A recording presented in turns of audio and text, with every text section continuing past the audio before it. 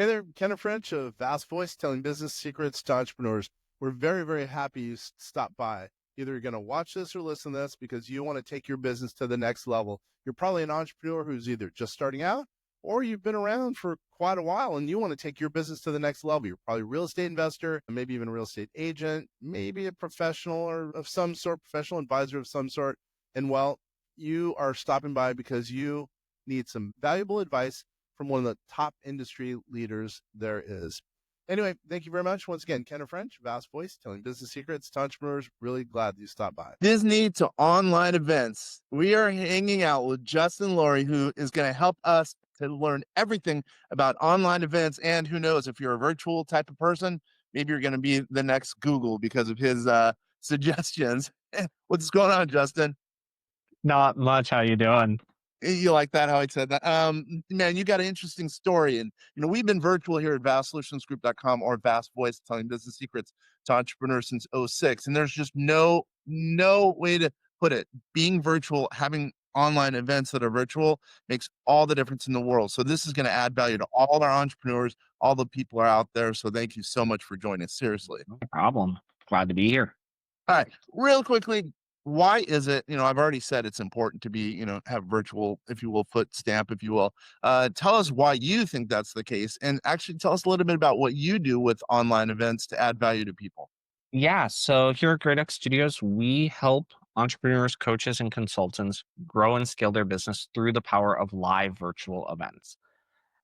We do that through, something as simple as a Zoom meeting, which is crazy to think about. When we first started this, we didn't know how we were going to do this, but we started doing it and it worked really, really well. But, I think the biggest thing we do is we create what I like, one of my clients calls the Frank Sinatra mentality. Whereas Mm. our clients, they come to us, they tell us, hey, we want to sell this thing using the power of a live virtual event.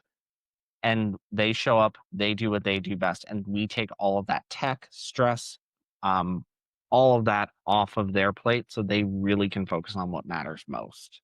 And I said earlier, Disney to online events. So tell us a little bit about your story. It's crazy, actually. I'm a big Disney guy. I love Disney. My family loves Disney. Yeah. So I think that's pretty cool. So tell us a So little bit about your background.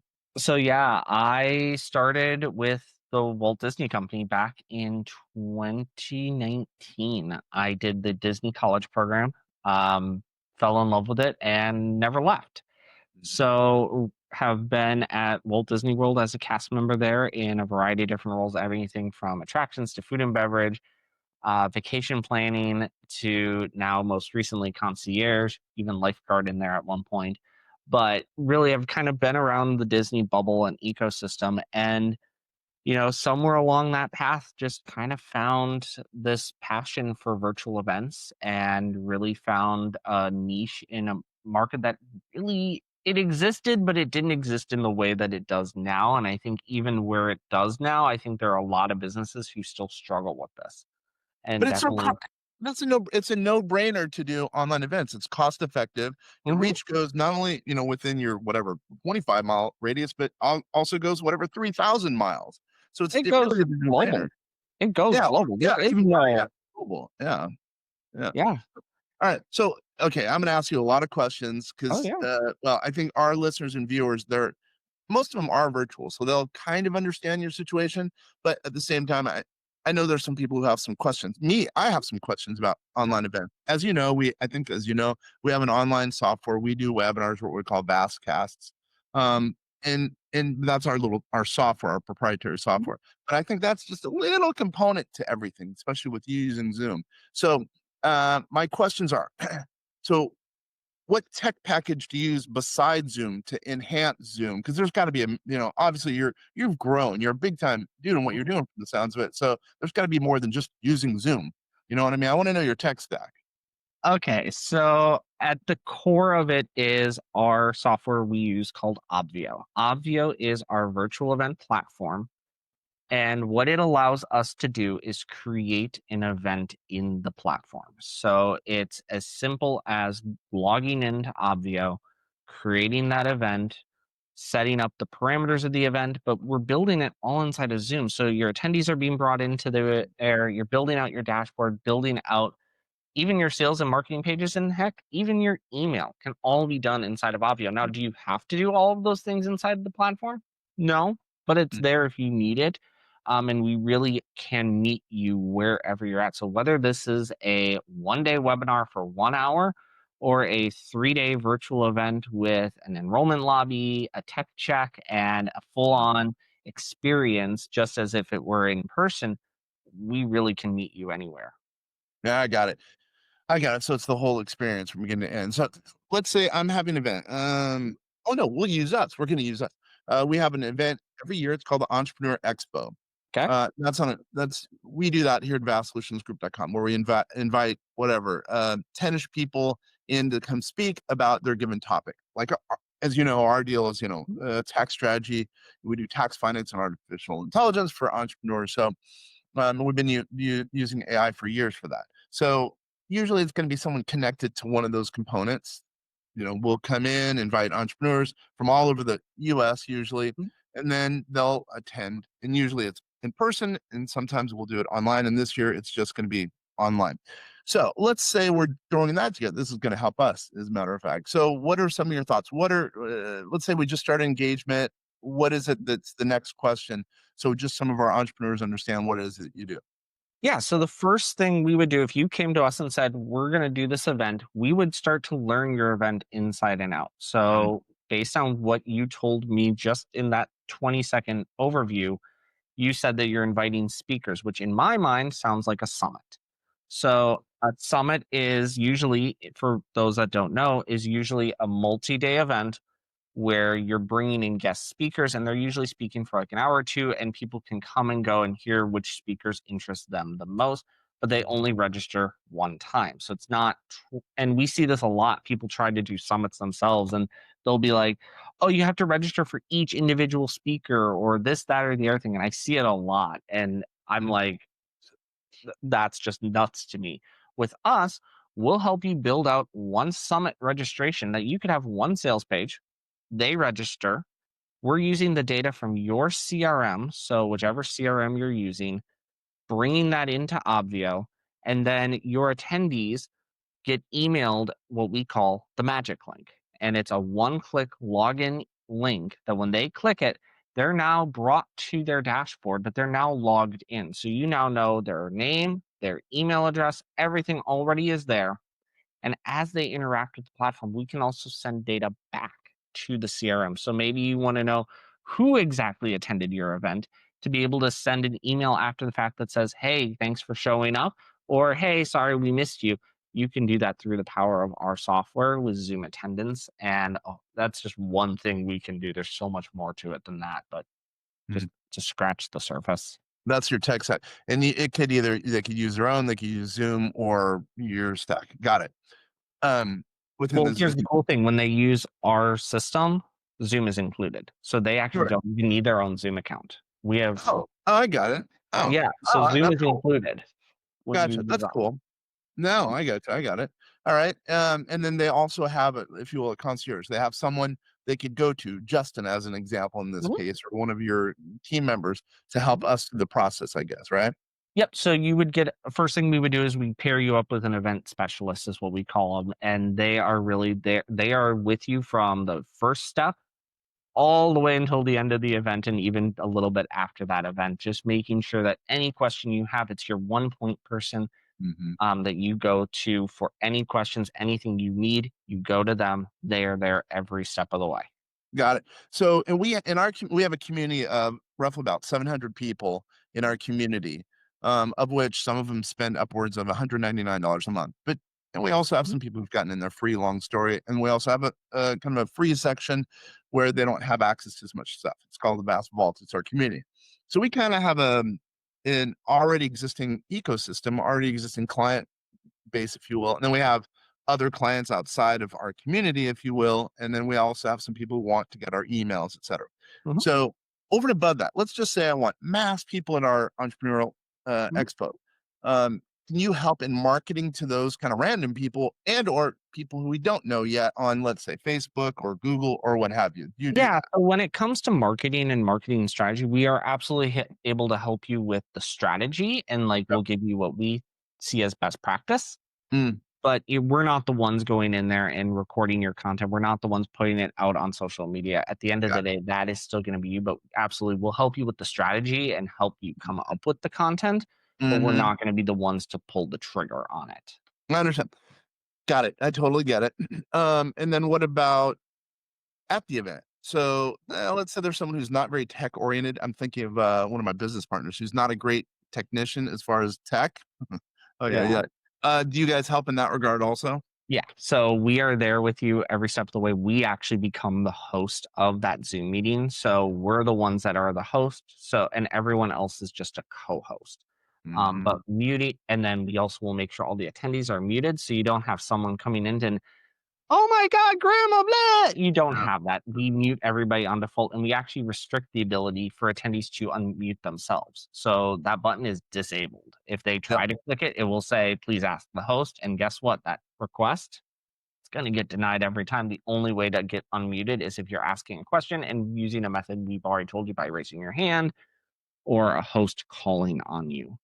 I understand. So what about that chat feature? Because we Mhm. internally usually sometimes will allow, let's say this Entrepreneur Expo, we will allow chats because people have questions that come to us as the host, if you will, or you guys as the host. Yeah. Are you an advocate of people having chats that everyone could see? Are you not an advocate of that? What are your thoughts there as far as So, strategy? yeah, when it comes to chat, I love chat inside of virtual meetings. I think it's a great way because what we are always doing is we're always creating a sense of community. I want the attendees to feel like there is a community around the Hmm. event. Um, Even when we do our larger events where we have 5,000 people at those larger events, I still want those people to feel like they're all connected and they're all creating that sense of community. So, absolutely, I use chat. But what I do is I actually ask them to not put their questions in the chat. With the dashboard system, we have built-in form system. So we can Hmm. create a form on the dashboard and we'll say, hey, if you have a question, do us a favor. Go back to your dashboard, which is still open. It doesn't close when they open Zoom. Go back to your dashboard, click the ask a question button, fill out that form. And what's cool is the hosts have a moderation tool on the back end that we can Got it. say which ones are good, which ones are just we'll answer it later. We can moderate it on the back end, and it's much easier for us to be able to see it. So we really view the chat as community engagement.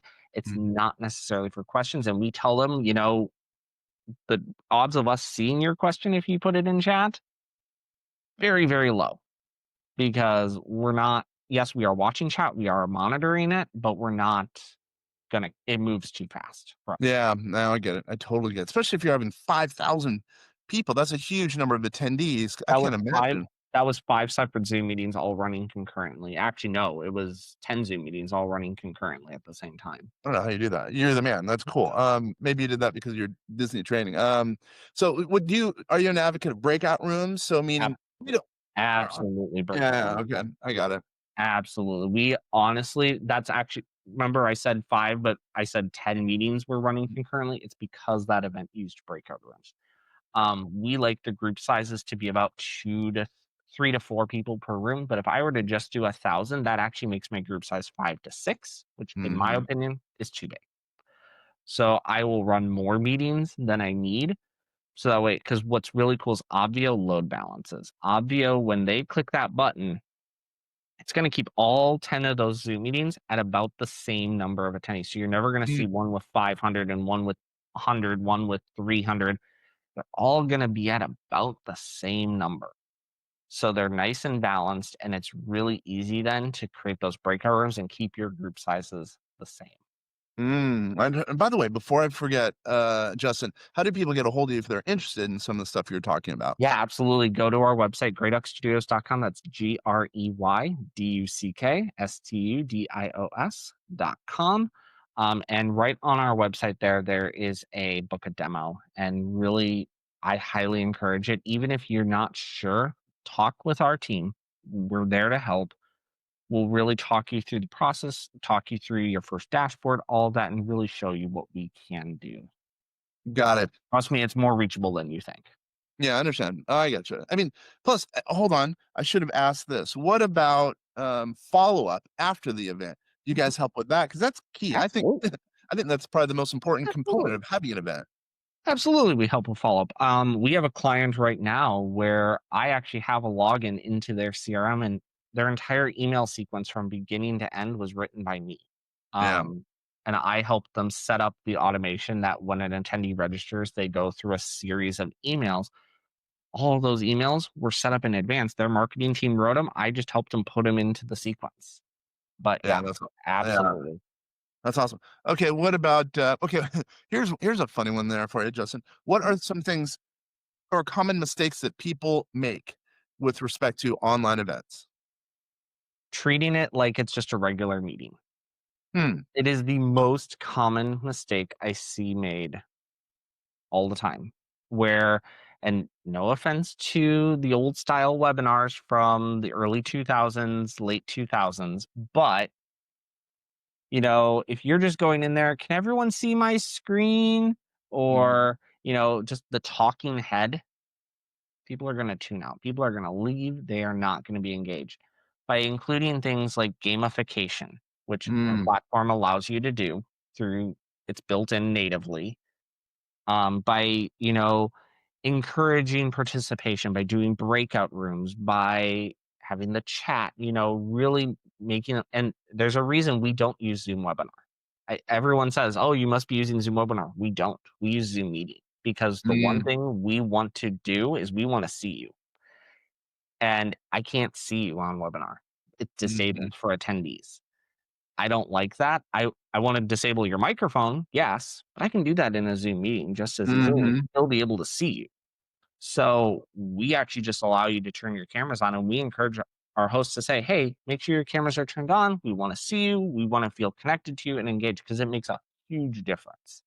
Well, dumb question. Do you make it so everyone could see the other people in the, if you will, the webinar, what have you, or do you not make that the case? Nope, it's a Zoom meeting. So we actually don't restrict the ability to see each other Got at it. all. Now, what we will do is we'll use inside of Zoom, there's a feature, and everyone can do this right now. When you have three or more people in a Zoom meeting, there's a feature called Spotlight, where I can essentially force the view on the attendee to a particular Mm, speaker. Now, here's the thing, hmm. I can do that, but if the attendee says, I don't want to watch just one speaker, I want to watch everybody, they can flip it back to gallery view all they want. It's just going to, for a second, flip it. And if they choose to change their view, they can change their view. Yeah, I got you. Okay, so that's helpful to know, because when we do our what we call Vastcasts, in that case, we call them Vastcasts. Again, Mhm. the Entrepreneur Expo, which is going to be in the spring or in the fall, generally speaking, every year. But what I would say is, what we do is we have, at first we have everyone show up, and then we just kind of make it specialized for the one speaker, let's say for that, whatever, half an hour. And then it goes to an intermediary speaker and then another speaker. So we have it usually go from speaker to speaker to speaker, and we don't show the other people. But I understand what you're saying. And sometimes it does make sense to be able to show all the attendees per se. Yeah, absolutely. I love that. And honestly, our clients, I've had them that come in very skeptical about, well, I don't know how that's going to be with them being able to see each other. But honestly, their energy changes, and Yeah. it's not so much for the attendees per se, but it really is for the host, and it does help Mm, those speakers. And being able to, I tell them, flip yours to gallery view, mhm. and you're just watching all of those galleries. Yeah. It's a lot more powerful, because there's something subtle about just the nod of a head or the raise of an eyebrow. Those subtle details, those nonverbals, really, really. Yeah. Totally, man. Yeah, I hear it. I totally hear it. This is good. All right. So again, let me kind of reset. My name is Ken French. I'm with Justin Lawrie, who's here with we're talking about event marketing, specifically, I should say, event online events. And we're here with Vast Voice, telling business secrets to entrepreneurs. Once again, my name is Ken French. This is huge, because this is so many of our people are, viewers and listeners, they're out there are looking, I would say, looking for tips to, expand their reach. And one way to do that is by having events where they're bringing in, I don't know, 5,000 people to listen to their story. Hopefully they can add value to the people who are out there, which, by the way, that just blows me away that people would think, I live in whatever, Quincy, Massachusetts, and I just want to market to my people. I mean, why not market to people all over the country, all over the world? And one way to do that is, online marketing, or specifically online events. So With that being said, and we've talked about kind of the main mistakes that people make out there. Give us a story where someone's completely screwed up their online event and you've completely turned it into something unbelievable, or maybe not at one event, or just a series of events where you've added value, because I think this is going to be pretty cool to be able to hear what you've done. Yeah. So we have a client, and you guys can go look them up. It's the Land Geek. They run an online event called Boot Camp. And I didn't hear it. Called what? Boot Camp. Okay. So they had done this event prior to us. It existed before us as an in-person event, and they had done it one time virtually on their own, just using a regular Zoom account, Mm-hmm. which I will be honest, I commend them. I've told them this. I commend them, and I looked at that first event, and I was like, it's not terrible. It's not the worst thing I've seen, but it's not great. Mm-hmm. And we just started picking it apart. We fixed you got to engage the audience more. You got to do more breakout rooms. We started going down the list of our best practices. Mm-hmm. And it was nothing major. I think the most major thing I did is I reformatted the content to put it into a format that actually sells, which is something we teach our clients all the time. We call it the 3x3 PAG. Mm-hmm. And it really, once I put it into that format and they saw it, I will tell you their most recent event, they had a increase in revenue comparative to their last event of 110%, Oh my gosh. which Really? was crazy. And that was just comparing virtual to virtual. And I think when I compared it to the last in person, it was like 162% or something crazy like that. It was insanity how much it Mm. was of a difference. Yeah, and then the real question is, how much did you put in his pocket as a result? And I'm sure that's a pretty strong number. It's a very strong number. It's close. It was just shy of 1 million, if I remember Oh correctly. yeah, so yeah. It was just shy. And your cost, I don't know what your cost is or what his cost is for you, but it's Mhm. astronomically small in comparison. It's it's super small in comparison, and we really do think that we would rather be reachable to anyone who needs us rather than pricing ourselves out to a point where you may not be able to afford it. And that's why our pricing is priced the way we are. But and there are other things we can do with events that first time Mark was like, so one of the platform features is called a tech check, where when the attendees are checking in, they can click a button, they're brought into a Zoom meeting, and it's like we're doing right now. I'm brought into a meeting where I'm going to tell you some important information about the event before the event actually starts. Mm, That way, the host doesn't have to on the first day be like, here's how to unmute, here's how to turn your camera on, mm, here's how to do XYZ. We can do all of that during tech check. And the other thing it does, and this is mm, the kind of the secret I don't tell them all the time, is what it also does is it makes sure that they're up to date on the latest version of Zoom. Because if they mm, go to join that Zoom meeting, Zoom's going to automatically force that update. So when they're trying to log in the morning of day one, their Zoom's already updated. It's all good mhm, to go because they just did it the day before for that tech check. mhm. So it's little things like that that really do make a difference. That's a good idea. So then, yeah, tech check, because I would think that's one of the biggest issues that people have. Oh my gosh, my tech isn't working out. I'm out of here. Anyway, but that's a whole nother deal. But that's cool. You guys do that. So, what about live versus non-live or recorded events? What are your thoughts there? I like them to a point, but I think you don't hide it. Which which one? Which one? Live or video? What do you mean? Pre-recorded. I'm Okay, fine with them, but I don't like it when people try to hide it. I got it. don't like the idea of welcome, thank you for joining me, and they're just making it seem like it's live, but deep down it's not, because Oh, how funny, they never looked at chat, they never said my name, they never really called out anything from the chat. And there's just things you can catch really quickly if you yep. know how to look for it. What I like personally is I prefer the live experience. I like the host actually Mhm, with me, engaging with me. Now, that doesn't mean that pre-recorded content doesn't have its place. We actually had an event. It was actually the same event, Lane Geek Boot Camp, and we had a speaker who, unfor- kind of by mistake, we had him in two places at the same time. and couldn't do it. So we're like, how do we handle it? We actually took the recording from the last event and we played it back inside of Zoom. Mm, But we didn't hide the fact that it was pre-recorded. We yeah. were very upfront about it and said we had our live MC say, okay, we're going to watch the previous presentation. Even if you heard it the last time, this is still going to be valuable for you. We really set the stage for it. And we played it back. And when you do that and you're upfront and honest about it, I think it comes off a lot better than trying to hide it. And we also only did an about 90 minutes of pre-recorded video versus an Mhm. entire 3 days. A 3-day event of all pre-recorded video gets old really fast. Really fast. Yeah. So yeah, I tend to like live. I also like the idea of if you're going to do like a replay event, we did Bootcamp Rewind where about 2 weeks later, we did the exact same event again, but instead of having to ask all the speakers to come back and everything, we just had our live host come back and he introed all of the segments. Yeah. There you go. And then we did it that way.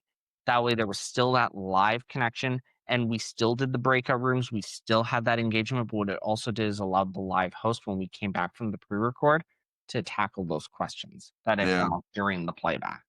Yeah. Well, So we've that's done what we like. that makes perfect sense. What we've done in the past is maybe we'll change it. Maybe, maybe we'll hire you. It sounds like you're adding so much value. We should, but what we've done in the past is sometimes we'll have, a live event and then we'll have, let's say a recording, let's say of the, whatever, 5 recordings or 5 Mhm. segments. We'll have 1 recording as an example. We do let them know, generally speaking, that some of it is recorded, but we try to go live because we like the interaction with the Absolutely. clients, with the viewers and listeners out there.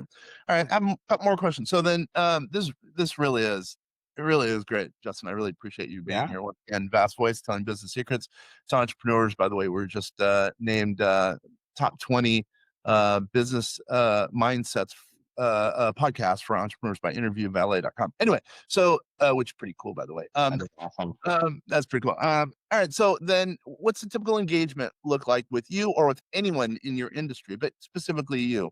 We sign paperwork. How does that work? Yeah, so typically the first thing we're gonna do is we're gonna go ahead and we're gonna finalize those details and get over a contract to you. That contract it's really to protect you, but it's also for our sake as well because it outlines the terms of your event. Because as I said, we have tech check, we have enrollment lobby where we will be your enrollment lobby help desk. We have different add-ons we call them that really just by putting it into the contract that way we know, hey, they have this add-on, make sure we're doing that, and it really just spells out the terms of that engagement. Mhm. But once that contract is signed, the next thing is you get paired with that event specialist and you set up your weekly call. We meet in Zoom every week. We set up an hour-long meeting every single week. Sometimes we need the full hour, sometimes we don't. Mm, And then we'll do one-off meetings as needed. But like when you're first starting your event, you may find, oh, it's just our weekly meeting is enough. But as we get mm, closer, like when boot camp starts getting closer, for us, it's going to be, oh, we may have to jump on a few extra calls this week. mhm. But we still always keep our standing meeting and that never changes. And we could not do an event without that constant communication between the client and us. Okay, let's say I wanted to do an event down the road.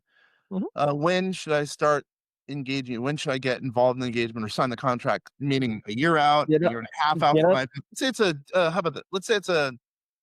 I want to have a 1,000-person event. When should Mhm. I get in touch with you? I'm just looking for a timeline. Sooner the better is Yeah, that's what I always figured. the best.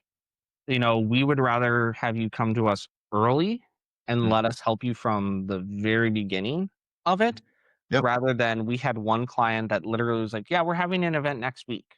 Yeah, I knew you were We gonna say can that. do it, but we don't like doing that, and we'd rather not do that ever. So the sooner you can get us involved, the better. It really does make for a much more pleasant experience on all parties. Yeah, I'm sure. But let's say it's a 1,000-person event. I mean, Mhm. what would you recommend? I guess But yeah, I hear what you're saying. Ideally, you probably want about 6 to 8 weeks. Got it. Oh, You know, so not that long. Okay, I it's gotcha. All not right. super long, but at the same time, it's longer than you think. People think 2 to 3. A lot of cases, 2 to 3 is really tight. Yeah. 6 to 8, it's pretty comfortable for us. Yeah, I get it. I get it. Wow, you have a quick turnaround. That's awesome. So, okay, a few more questions. Sorry to be asking these questions, but this is such a topic. Like, I mean, by the way, we have 1,800, over 1,800 real estate agents. And Mhm. we've found a lot of our real estate agents don't have events, but it sounds like they're thinking about it, thinking about going more virtual, et cetera, et cetera. One I just talked to, whatever, a couple weeks ago. So, what would you suggest for a real estate agent who's thinking about finally having an event, an online event? And in this example, she wants to not only have the event for people to come, but use the snippets, as I call them, for online marketing going forward, for social media going forward, et cetera. Thoughts? Absolutely. Absolutely do it is the Yep. first thing I would say. And keep in mind with us, we have an enterprise level Zoom account. So we have Mm, full HD video, which is not something Zoom normally gives you. Normally yeah. you have to be on the middle tier package or enterprise to get full HD video. We can do up to those 100 breakout rooms, but what it also gives us is unlimited cloud recording. We have all of our Zoom meetings set to record by default. So when Mm, you join our Zoom meetings, they're already recording. And we tell clients all the time, don't touch the buttons. sorry. Don't touch the record button. It's already recording. I'd rather record and we can edit it out than not have it be recording. Mm, The worst thing is when a client comes to me and says, "Hey, did we have that recording from that?" And they had accidentally hit stop, and now we don't have that recording. Now here at Great Oak, we have other ways that we do a backups recording, so they were fine. But if you were only relying on that Zoom cloud recording, that could have been really, really bad. yeah. Um, But yeah, so we do provide all those recording files. We send them to you, and then you can chop them up, edit them. We can help you with the editing as well. We have Adobe Premiere Pro. We can chop things up, get it out to you, and you can release it as micro content. Absolutely. Yeah, yeah, I get it. All right, so we've been on here for for quite a while. So, what's one thing we have not discussed that you think can add value to whatever, someone who might be able to use such services as an online event company? What's one added value as we get ready to close the door? It's really a sense of it's someone in your corner making sure you're thinking of everything that you may not have thought of yourself. Because a lot of times we may have that one thing that we know is best practice, but you may not have ever thought of it or be able to see it from a different perspective. Take boot camp, for instance. I've never been involved in land investing. I've never done raw land deals, but I looked at it from a completely different lens of, hey, Yeah. I'm the outsider who doesn't know this. I can look at it and I'll tell you honestly, like, hey, this works, this doesn't work, you know? Yeah, it's nice to be able to drive the car, having someone who whatever knows how to drive the car versus someone who is a total rookie 16-year-old driving the car. It sounds like you're kind of the guy to be able to, not kind of, you are the guy to be able to help walk down the path of online events. Absolutely, I am. It's really just a matter of we know it works. We know the formula. Yeah. I say it to clients all the time, don't F with the formula because we know the formula works and it don't break what isn't broken. Yeah, I mean, obviously, you know what's going on. You've been doing events. I mean, 5,000 people. That's a huge event. So you know what's going on. Your tech, your concierge level service, et cetera. So once again, how does someone get a hold of you if they're interested, Justin? It's greyduckstudios.com. That's greyduckstudios.com. And then right on that homepage, there should be a book a demo button. Man, this has been awesome. I really appreciate you for spending time here with us today, and all those people who are out there listening and watching. I really appreciate it here. This is Ken French and Val Boyce telling business secrets to entrepreneurs. Thanks, everybody.